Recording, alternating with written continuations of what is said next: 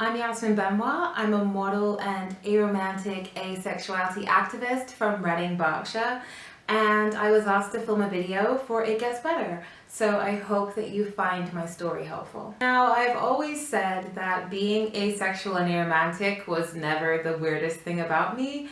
Growing up as a Black Gothic girl in a predominantly white area was definitely my most notable quirk. I was always a bit of a nonconformist. I didn't mind being different. And I think that it was very helpful for me to have that mentality, because when I realized that I was aromantic and asexual, and I realized that at quite a young age, it wasn't anything particularly devastating, because it wasn't like I was trying to be normal and now I was like, this is completely throwing everything off. I was just like, oh, okay, another unusual thing to add to my list. Whatever. I never tried to be anything else, so I didn't really have to come out as asexual in the conventional sense. My issues with asexuality didn't come from within myself. It came from other people projecting their ideas and misconceptions onto me. Even when people don't know what asexuality is, they usually still have an opinion on it, and the general consensus was that there was something wrong with me. This was mainly something that happened within secondary school. Everyone believed that they knew more about what was going on inside my head than I did.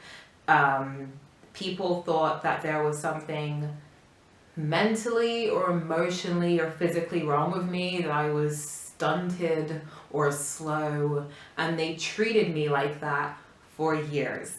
And when you're at that age where you're still trying to kind of find yourself and understand yourself in context to how other people see you, it's definitely very damaging to have so many people say you're not right.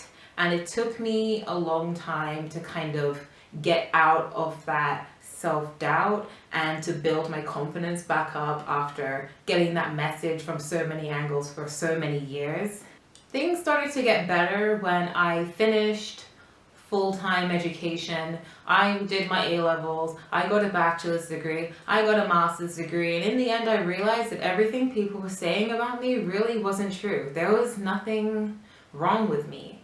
And it just took me being away from the negativity and changing my company rather than changing myself. When I finished education, I decided to get involved in activism more, because I believed that the reason why I'd had these experiences was because there was such little visibility for aromanticism and asexuality. And I thought that if we could change that, if we could educate people more, then things would get easier for everyone.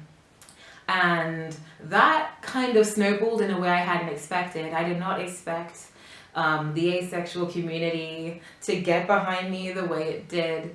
Prior to becoming an activist, I really hadn't been that engaged. I had never really been part of any community. I was very much a lone wolf who kept in my bubble, minded my own business. I didn't really use social media, didn't really hang out with people that often, wasn't really part of a scene.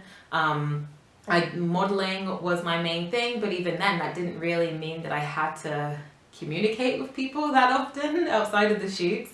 And the activism really changed things. It connected me with people from all over the world, people I never would have crossed paths with, and I realized that we had such similar experiences. It was very reassuring, it was very validating, and it did a lot to help me rebuild my confidence and realize that all the things that people have said was a problem were actually a strength and a power. My goal was to help other people, but it also really ended up helping me.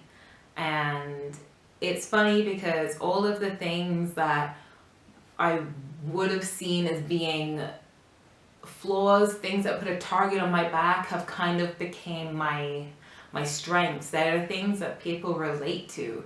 They're the things that make me unique. And it's funny how things have really kind of 360'd and also came full circle in the same way. I'm very glad that I didn't change myself, because there was never anything wrong with who I was. And I think that that's why the whole idea of It Gets Better really resonates with me, because for me, it really did get better. And it took a while. It took a long time of me feeling like I didn't really fit anywhere. It took a long time for me to find people who understood me, but it happened and everything fell into place and everything worked out in the end. So yeah, trust me, it gets better.